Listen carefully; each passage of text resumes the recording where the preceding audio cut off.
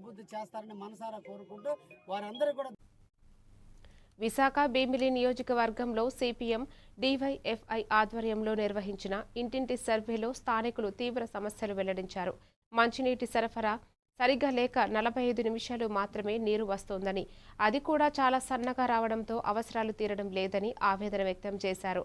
Drainage, పారిశుద్ధ్య సమస్యలు తీవ్రంగా ఉండటంతో కాలువల శుభ్రత, చెత్త తొలగింపు పనులు కూడా నిర్లక్ష్యంగా జరుగుతున్నాయని ఆరోపించారు.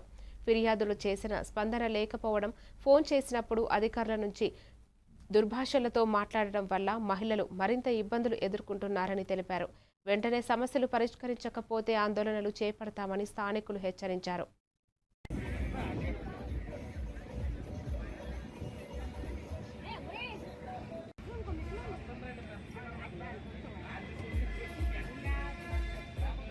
స్వాగతం, సుస్వాగతం.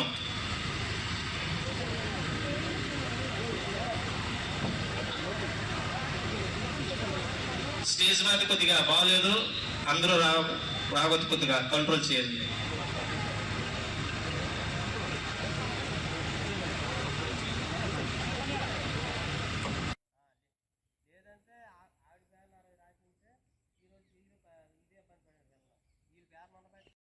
పట్టాదారు పాస్ పుస్తకం పంపిణీ కార్యక్రమంలో పాల్గొంటున్న మన భీమిలి శాసనసభ్యులు, మాజీ మంత్రివర్యులు, గౌరవనీయులు శ్రీ గంటా శ్రీనివాసరావు గారికి స్వాగతం, సుస్వాగతం.